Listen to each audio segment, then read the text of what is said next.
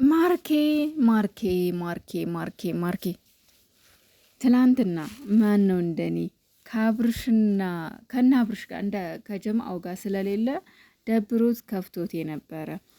እውነት ለመናገር ትናንትና እነ ጽጌ እና ዳኒ በቃ እዛ ብዙ ዩቲዩበሮችን አይቻለሁና ማርኬን ግን በፍጹም አላየሁትም እና በጣም እንዲቀርቶ ነው ወይስ ሄዶ ነው ወይስ ብቸኝነትን ፈልጎ ነው ወይስ ለምንድን ነው ብዬ በጣም ቀር ብሎኝ ነበር። ሰላም ሰላም፣ እንዴት ናችሁልኝ የኔ ውድ ቤተሰቦች? ያላችሁበት ዓለም ዳርቻ ሰላማችሁ ይብዛልኝ። እንግዲህ በድጋሚ መጥቼላችኋለሁ። ማርኬን ይዤ መጥቻለሁ። ትላንትና እንግዲህ ያው የአብርሽና የሩታ ጉዞ ነበረ። ጉዞ ጀምረዋል እና ማታ ነው የተሳፈሩት። እንግዲህ ዛሬ ዱባይ ገብቷል ኦልሬዲ።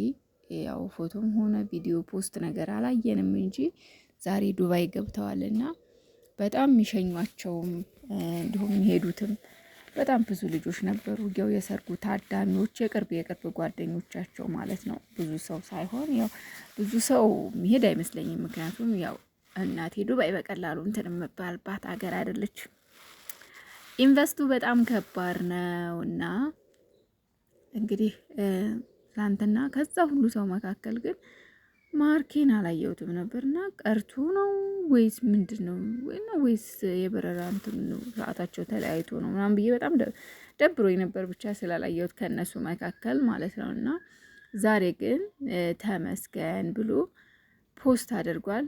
ቦታው እንግዲህ አይዶን አላውቅም፣ ያው ግን እንደ መገመት ልገምትላችሁ ዱባይ ገብቷል ብዬ ነው የማስበው። አለባበሱ በጣም ውበቱ በጣም ጨምሯል፣ ድምቅ ብሏል። ነጭ በነጭ ነው የለበሰው እና አንድ ቦታ ያለችው ፎቶ ደግሞ ባግራውንድ ያለችው ስዕል ዱባይ እንዳለ ነው የሚያመለክተው። እና እንኳን በሰላም ገባህ ወንድማችን፣ ቀርተሃል ብለን ደብሮን ነበረ።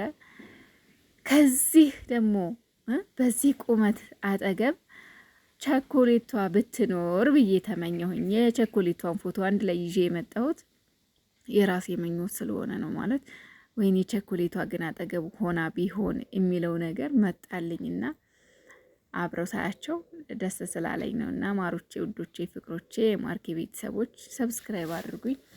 ማርክዬ በጣም ነው የምወደው እውነት ለመናገር በቃ የሆነ ደስ የሚለኝ ልጅ ከዩቱበሮች አንዱ ነው። ሲከፋው ማልወድ የሆነ በቃ ብቻ ግን ማርኬን በጣም ነው የምወደው። ደስ የሚል ልጅ ነው። በቃ ስነ ስርዓት ያለው ልጅ፣ ግርግር የማይወድ በቃ ሁሉን ነገር በሳይለንት ማድረግ የሚፈልግ ልጅ ነው እና ይመችህ ማርካችን፣ በጣም ነው የምንወደው።